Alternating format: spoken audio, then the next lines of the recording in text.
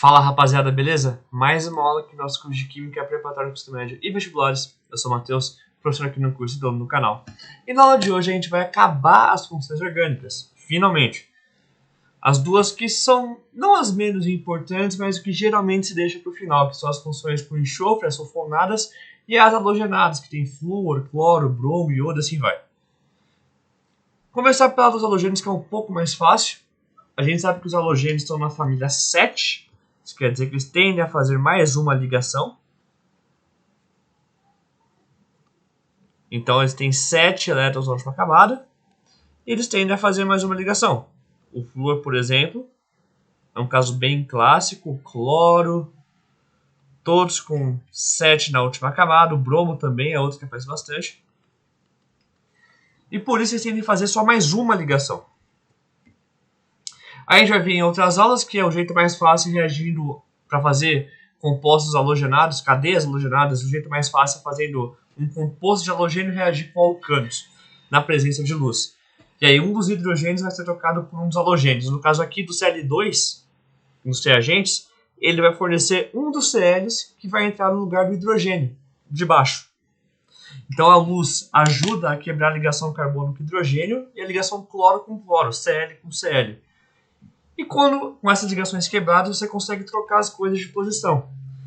O hidrogênio que sai do alcano se junta com um dos Cls, um dos cloros, formando o HCl, que está na direita. E o Cl que sobrou entra no lugar do hidrogênio, formando ligação carbono-cloro, C com Cl. E assim formando o nosso composto halogenado. E a nomenclatura até que é bem simples. Assim como no grupo nitro, que a gente viu na aula passada, dos compostos com nitrogênio, se você não viu, eu recomendo ver. Os halogênios são tratados como ramificações com muita grife. Então eles vêm no começo do nome, não no final. Lembrando que é sempre do menos importante para o mais importante, então sempre ramificação e depois acaba com função orgânica. No caso, cloro, bromo e iodo, na nomenclatura que a gente segue com as regras internacionais, eles são considerados ramificações com muita grife, com muita pompa. Por isso que eles entram no começo do nome e não no final. E se eles entram no começo do nome, como é que a gente vai tratar a cadeia principal? A gente vai tratar como se fosse um hidrocarboneto.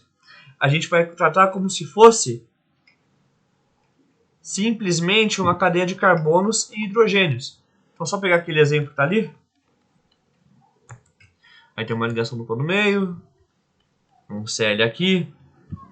Aí você pode perguntar, pô, mas se ele é tratado como ramificação, o que eu considero na hora de numerar e saber onde está cada coisa na cadeia? O que não muda nesse caso é a ordem para a numeração. Isso aqui é tratado como uma ramificação com grife? Sim, mas isso aqui ainda é a função orgânica, ainda é carbono com algum halogênio, que nesse caso aqui é o cloro. Então ele vai ser o meu critério de desempate. Isso não muda, nunca muda. E se tivesse empatado aqui, iria para a ligação dupla e tripla. E se tivesse empatado com a ligação dupla e tripla, aí iria para as ramificações de verdade, as coisas de carbono que saem da cadeia principal. No caso, qual dessas duas pontas aqui, da direita e esquerda, está mais perto desse Cl, desse cloro?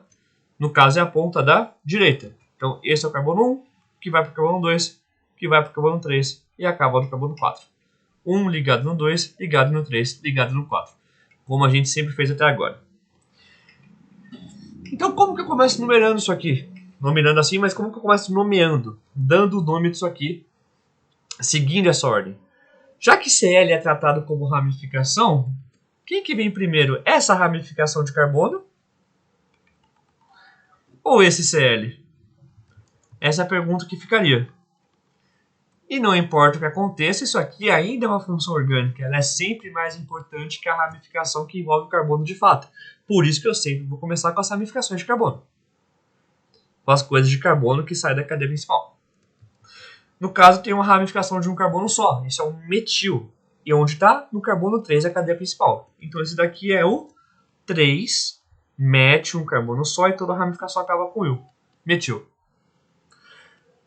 E o que vem depois? Aí sim vai entrar o nosso halogênio. Aí sim entra o cloro, nesse caso. E onde está o cloro? No carbono 2. Então, eu vou falar exatamente isso. Tem um cloro no carbono 2. Sempre respeitando aquela ordem. Primeiro fala onde está, quantos tem e o que é. Onde está essa coisa que a gente está falando? Está no carbono 2. E o que é essa coisa? O cloro. Quantos tem? Um só. Por isso que eu só coloquei cloro uma vez. Se fossem 2 cloros, ia ser dicloro, tricloro, tetracloro. Que nem a gente fazia com dimetil, trimetil, tetrametil. Isso não muda. E o resto é exatamente a mesma coisa. No caso, a parte da cadeia principal, que é essa parte que eu vou destacar de verde em volta, já que a gente está tratando o cloro como uma ramificação com grife, isso daqui funciona como se fosse um hidrocarboneto. Então eu vou usar justamente a nomenclatura de hidrocarboneto que a gente viu até agora. 4 carbonos em cadeia aberta, but. Tem uma ligação dupla? Tem, entre o 2 e o 3. 2 em... E se eu estou tratando como hidrocarboneto, todo hidrocarboneto acaba com O. Ah, mas se eu estou falando que é but do hexeno, como é que a pessoa vai saber que tem cloro? Porque eu acabei de botar aqui. Estou falando, ó, nessa cadeia de 4 carbonos com ligação dupla, que começa no carbono 2, tem o cloro no carbono 2 também. Fique esperto. Então não é um hidrocarboneto normal. Isso aqui realmente vai ter o jeitão de um hidrocarboneto, mas lembra de colocar um cloro no carbono 2. É só isso que tem que se atentar. 3-metil, 2-cloro, but do hexeno. E é justamente, exatamente isso, a nomenclatura de compostos com halogênio. Aí se fosse um iodo, um I, no lugar do cloro, que é o Cl, aí seria 2 iodo. E se fosse um flúor, 2 flúor. E se fosse um bromo, 2 bromo. É só o nome do halogênio. Inclusive tem gente que acha que esse aqui é a nomenclatura mais fácil que existe, comparado com o resto. E já que a gente pôde fechar essa parte, eu vou entrar no composto que realmente tem mais coisa para ver, que são os compostos sulfonados. Os compostos sulfonados são aqueles que levam enxofre, que é S. Em latim, enxofre é sulfuro, por isso que tem sulfonado no nome. Por isso que não é enxofranado, por exemplo. Então, no caso, por que o enxofre ele é tão importante na química orgânica? Porque ele parece muito com outro átomo que a gente conhece, que é o oxigênio. Até porque eles são da mesma família. Eles têm 6 elétrons na última camada. E por terem 6 elétrons na última camada e se comportarem muito como oxigênio, é muito comum a gente ver compostos de enxofre agindo como compostos de oxigênio, inclusive com as mesmas funções. Funções muito parecidas em estrutura, em função de modo geral. Aquilo que elas fazem, aquilo que elas podem ou não fazer. Lembra do ácido carboxílico? Que era o ácido que tinha o carbono ligado com o oxigênio e o OH? A gente tem também a versão com enxofre, os ácidos sulfônicos. Os ácidos sulfônicos, eles são muito parecidos com os ácidos carboxílicos. No caso, o enxofre, que é o S, ele consegue até fazer mais ligações que o carbono. Então, quando você coloca o enxofre para ligar com os oxigênios, você consegue até fazer mais ligação do que com o ácido carboxílico normal. Se a gente for lembrar, o ácido carboxílico normal a gente só consegue fazer uma dupla O. O ácido sulfônico a gente consegue fazer mais, porque o enxofre é maior, tem mais espaço para fazer ligação. Mas os dois fazem exatamente a mesma coisa. Se eles são ácidos, eles liberam H+, eles liberam hidrogênio. E se eles são ácidos, eles podem reagir em reações de ácido e base. Que nem a gente viu com o ácido carboxílico. Se você for ver a linha de cima, eu tenho o HCl, que é um ácido inorgânico, que não é a base de carbono, de cadeia de carbono, reagindo com uma base para formar um sal e água, NaCl e água. Então o que o ácido sulfônico vai fazer? Vai fazer exatamente a mesma coisa. Então, se eu tivesse aqui, por exemplo, aquela reação que eu escrevi no slide, S dupla O, outra dupla O, vou deixar esse H mais exposto, CH3 reagindo com NaOH. A gente sabe que, na verdade, ele vai perder esse hidrogênio. Vai virar H+. E lógico, se aqui ficou H+, aqui ficou o O-. Porque ele perdeu essa ligação, ele ganhou esse hidrogênio na quebra da ligação que eu desenhei antes. E o NaOH, a gente pode pensar em água, né? Seria Na+, e OH-, uma base que nem a gente sempre fez. Então eu vou botar aqui aquoso, tem água, isso aqui também tem água. No caso, do jeito que a gente viu quase todas as vezes até agora, o H+ pode se juntar com o OH- para formar a água, que é o produto que caracteriza principalmente as reações ácido-base, vai formar H2O, H com OH. E o resto que não fez nada se junta, que nem exatamente como a gente fazia nas reações ácido-base da inorgânica. É exatamente a mesma coisa. Vamos formar o nosso sal, só que no caso aqui é um sal orgânico, é um sal a partir de uma molécula da química orgânica. Mas o que muda das coisas da química que a gente tinha visto antes? Absolutamente nada. O mecanismo é basicamente o mesmo, o que acontece é exatamente a mesma coisa, o H+ do ácido com o OH- da base, formando sal e água. No caso, o sal é só uma coisa um pouquinho maior, mais complexa, mas não muda nada nesse sentido. E quais são as funções dos ácidos sulfônicos principalmente?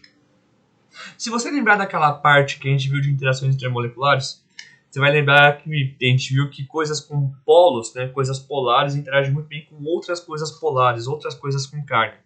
Enquanto coisas pouquíssimo polares ou apolares, que não têm nenhum polo, interagem muito bem com outras coisas que também são pouquíssimo polares ou apolares, que também não têm polo.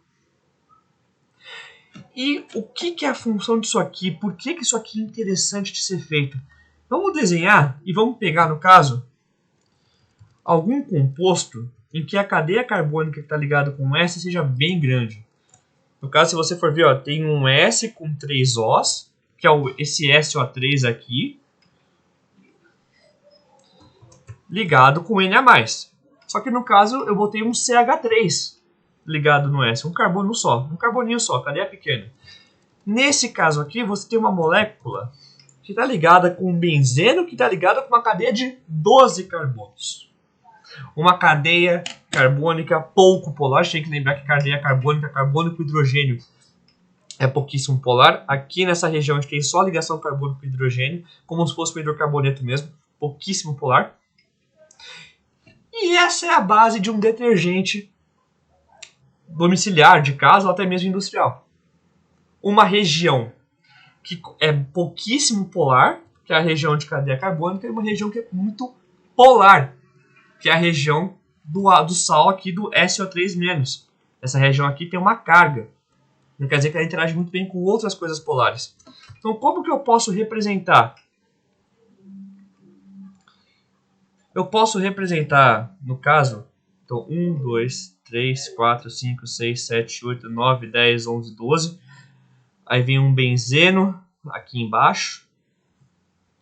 E ligado com esse benzeno tem, de fato, o nosso ácido sulfônico.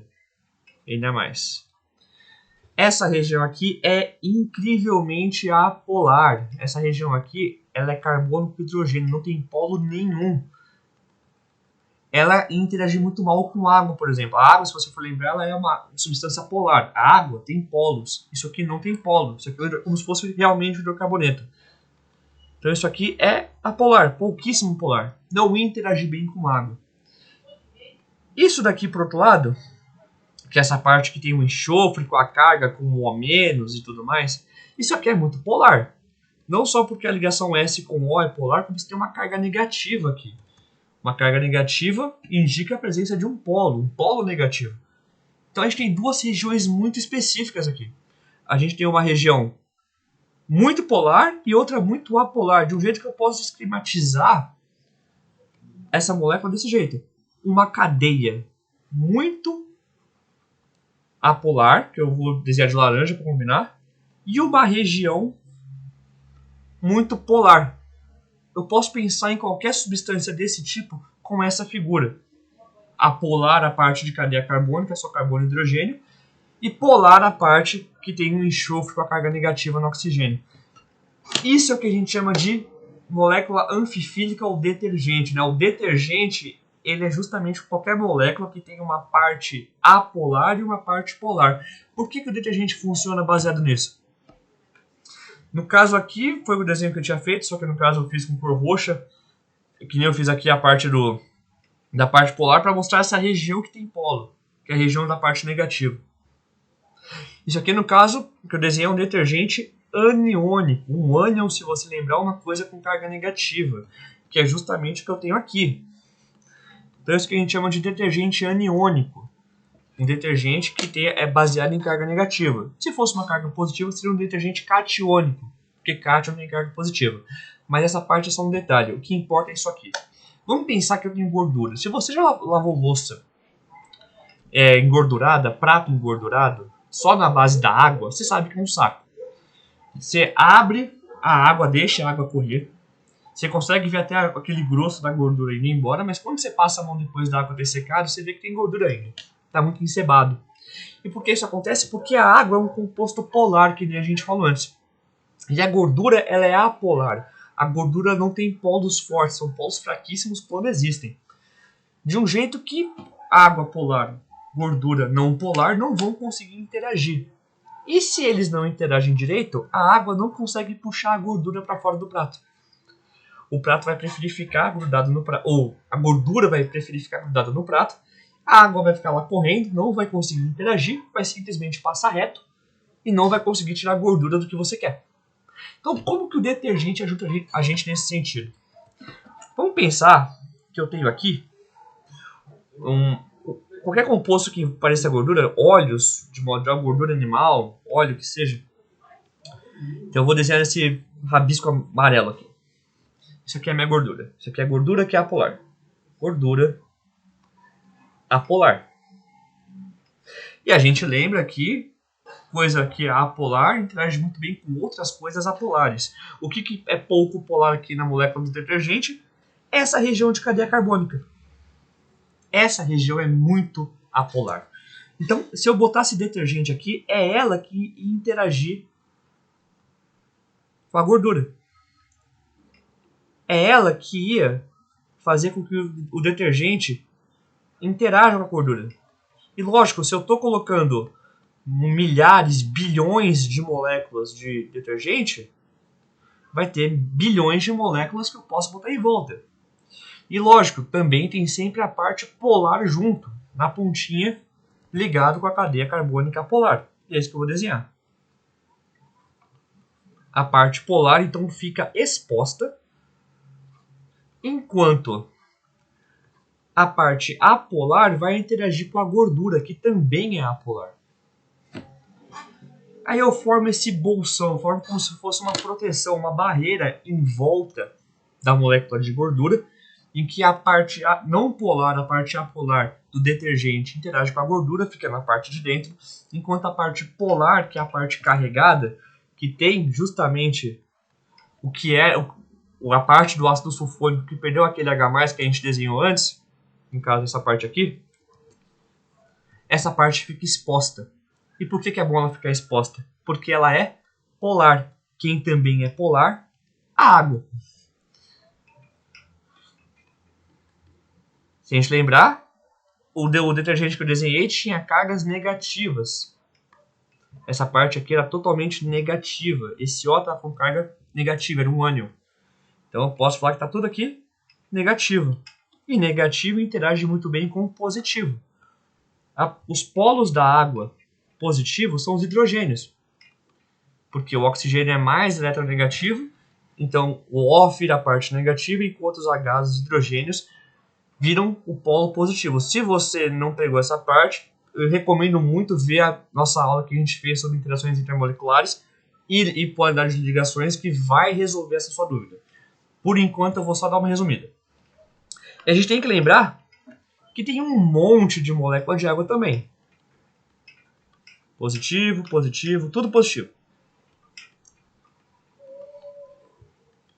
Todos aqui interagindo com as moléculas da parte de fora, que é polar, que a gente tinha falado antes. Então tá tudo aqui interagindo. Todas estão interagindo. Positivo com negativo. Só que essas moléculas de água, como a torneira está aberta, a água que você está passando está correndo. Ela está passando com uma certa velocidade. Ela não está parada. Isso quer dizer que essas moléculas de água estão se mexendo. Lógico que eu posso ter mais moléculas de água aqui também. E todas essas moléculas de água, elas vão se mexer. Da pia, no caso, se você estiver lavando louça, isso aqui vai tudo para a direção do ralo da pia. E quando elas se mexem, quem que elas levam junto? Tudo isso aqui. Isso aqui é levado junto com a água. E quando isso aqui é levado junto com a água, o que ele leva junto? A gordura, que está na parte de dentro dessa estrutura que a gente formou com as moléculas de detergente. E é assim que detergente funciona.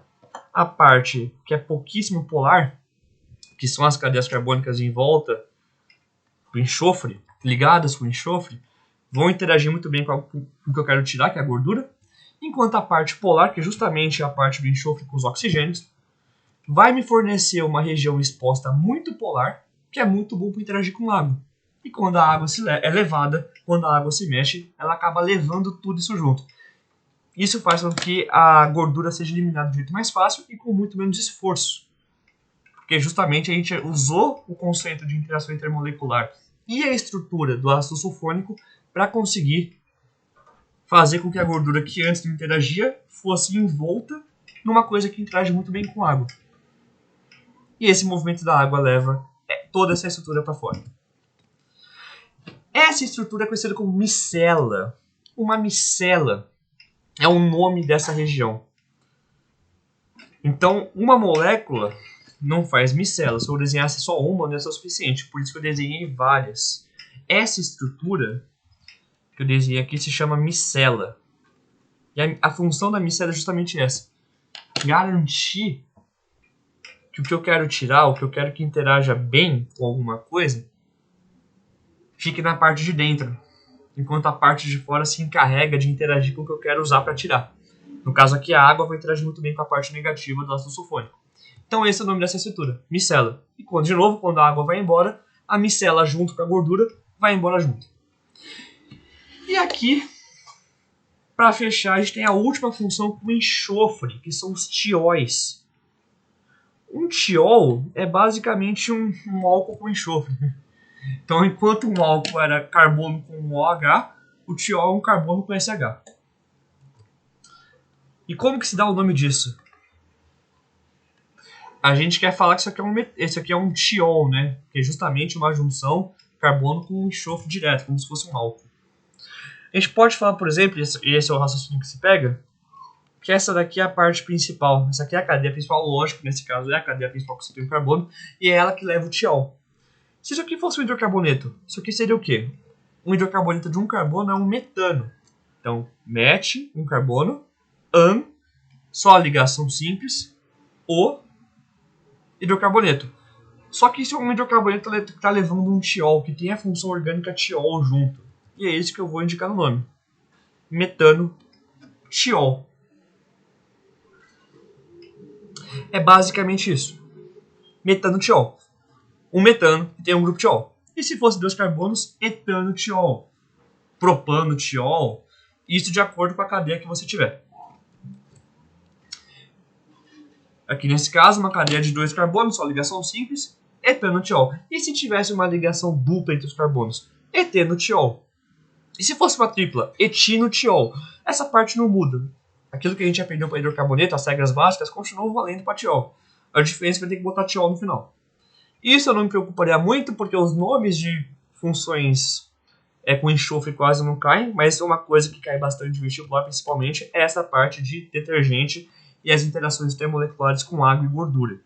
Isso aqui quase sempre cai em Enem, quase sempre cai em FUVEST, então se tem alguma coisa dessa aula que você tem que sair sabendo explicar muito bem, é justamente essa parte. Gente, essa aula fica por aqui, obrigado por quem ficou até o final. Se você gostou, se inscreve no canal, compartilha, deixa um comentário perguntando o que você tem dúvida, o que você quer que eu fale. E se você quer aprender química melhor, aprender ciência melhor, aprender mais em menos tempo, eu te recomendo me seguir no Instagram, @prof.fantasgaldino, que eu posto coisa quase todo dia tentando ajudar vocês a aprender química de um jeito mais inteligente. Gente, essa aula fica por aqui, vejo vocês na próxima aula. Até mais!